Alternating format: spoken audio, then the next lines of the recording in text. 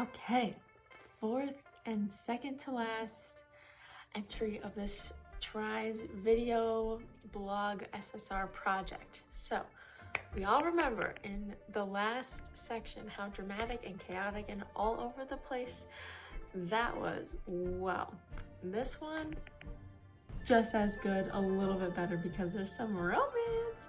So, last thing that happened is Luling was sent off to this like orphanage place. So it starts when she's in this orphanage. She's like 14 years old. She's growing up. When she first got there, she was a little bit nervous because it was like there were some foreigners, which were like Americans, and then like other girls. Some of them had like birth defects and were like different, and that didn't really scare her. More like intrigued her. So that was kind of her environment, but she grew up there basically from the time she was 14 to like a young woman. So we really get to see like that development, which was really interesting, really cool.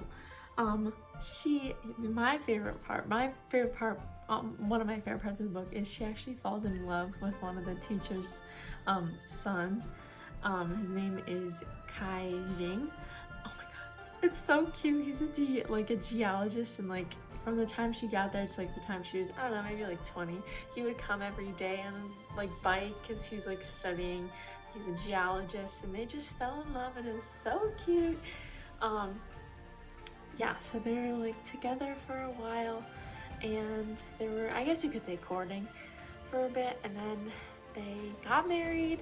So cute. So yeah, they're married. So Luling and Kai Jing are married, and they're so in love. Like, it was so nice to see Luling as like a young woman being in love, especially like after previously seeing her as like an older elderly woman who's like alone and, you know, kind of sad and reminiscing and whatever. That was really nice and really special. So yeah, I have more notes because so much is going on. So as she gets older, Luling becomes more of like a teacher slash like supervisor to the young girls rather than like an actual orphan at this orphanage. She's more of like a, you know, adult supervisor sort of. So as we remember in like the last section, Luling was supposed to marry into the Chang family. Well, now like in this section, Gowling, Luling's sister, comes to this orphanage, and she is actually married to the Chang boy that Luling was meant to be married to. And this, oh my gosh, he is literally awful. He's addicted to opium, which is like common in China around this time, like a super common, I'm assuming it's a painkiller sort of drug. But yeah, he's addicted to opium, so that he just like spends all their money and is willing to put Gowling in like harm's way to get it, which is like so awful. So yeah, so Gowling comes to the orphanage, is like, hey, can I stay here? And Luling is like, yeah, I don't see why not. Well, one of the other supervisors has a problem with it because they're in a time of war because Japan had just attacked China. This was like early World War II. So she's like, one of the older supervisors like, if she stays, then everybody's gonna want to be a refuge and come stay here. Anyways, so Gowling ends up staying. That whole, you know, little argument doesn't last very long. Gowling ends up staying in this, you know, being refuge, like just staying away from her husband because he's awful. So yeah, they're just kind of living there. They've been there for a while. Obviously, Luling was there for several years. Gowling is there for several months, if not into more years. You know, the war is getting worse, and Japan is becoming more aggressive and, you know, controlling more Chinese land. They're getting closer to where they are, to where like Luling and Kai Jing and all of them are at the orphanage. Well, I mentioned before that Kai Jing is a geologist. He was unfortunately, so sad, he was killed protecting his, you know, geology site by the Japanese, which is so sad. It was like heartbreaking to see Luling go through that. So it became obviously more and more dangerous. So the people at the orphanage decided to escape. They had been like hoarding money and trying to figure out how to get out of there and get to like just get out, either get to like Hong Kong or somewhere safer, or even to America. America was their goal. So Luling's group was the last group that left the orphanage. They fortunately made it to Hong Kong. Most people made it there safely. It took several months for everybody to get out, but they all made it out. Some did die on the way.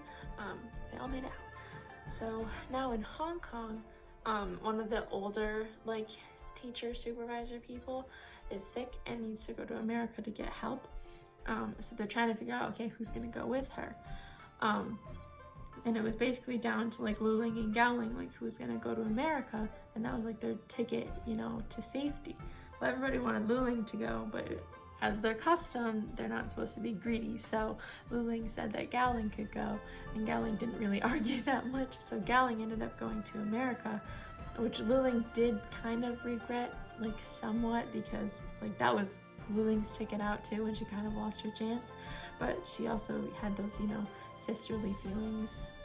Sisterly, because we're not sisters. Like those sisterly feelings of like wanting to protect Gowling, especially getting her away from her awful abusive husband. So that was really interesting. It does take much longer than originally anticipated to get Luling to America because Gowling didn't really know what to do, wasn't being super helpful. So Luling, being in Hong Kong all by herself, had to like work odd jobs and live in these really awful conditions, just trying to get by. Which again was like heartbreaking to see, because after everything she's been through, she still doesn't get to go to America, and like she had it in her fingertips and it just slipped away.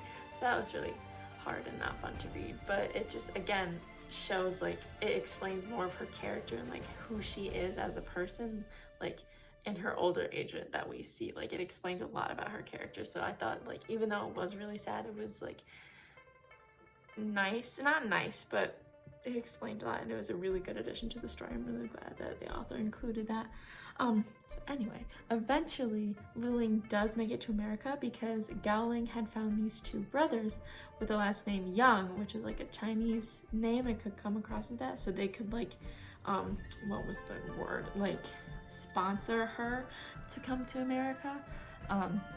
But Gowling said that like, oh, like, you know, these two brothers, like I could totally see myself marrying one of them, I just don't know which one. And like you can have the other one, whatever. So Luling gets to America, and that's kind of where the section closes off. Like the rest is history. It kind of picks back up. Like that's where kind of the story started at the beginning, kind of, like not quite timeline wise, but that's kind of all of the information we needed leading up to the beginning of the book. So now the beginning makes sense now that we have the backstory. So obviously we know like Luling ended up marrying the older of the two brothers, Gowling ended up marrying the younger, and the rest is history. So that piece of the book really was so informative and, like, I don't want to say inspirational, but it really made me think about, like, you know, how fortunate and lucky I am to be, like, to live where I am and have the life that I do, because of, like, this was, I mean, back in the 40s, like, I know that's a long time ago, but it's really not that long ago in the grand scheme of things. Like, we were living in such harsh conditions and had to do, you know, such difficult things that, you know, a 20-year-old woman should not ever have to deal with, but she did it, and she survived, and she thrived and made it. So yeah, it really puts things into perspective. So this section didn't really add a whole lot to the theme of mother-daughter relationships, which is the first section that has been like that, which I thought was very interesting. But it did, again, kind of add to the theme of, like, secrecy, because, again, like, Ruth doesn't know any of this. Like, she, you know, this is part of her, like, mother's, you know, like, life. Like, she doesn't know.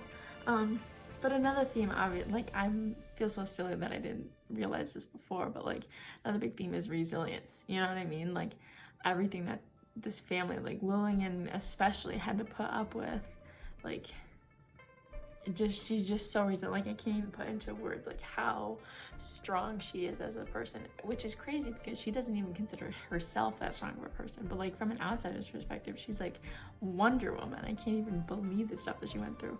And resilience, again, with Ruth, like, going back to, you know, the part one, like things that she's had to go through with her mom and being resilient, like with her mom's memory declining, and you know, her home like life and relationships being difficult. Resilience again, big theme. So 3 themes: mother-daughter relationships, secrecy, and resilience. We had those 3 very well developed, super informative section. Absolutely loved it. Can't wait to finish it. It's gonna be so good. The next part is part 3. I am assuming that it's gonna shift back perspectives because Ruth's story isn't over, but Luling's kind of is like done. So we'll see. But that's my guess for the next part.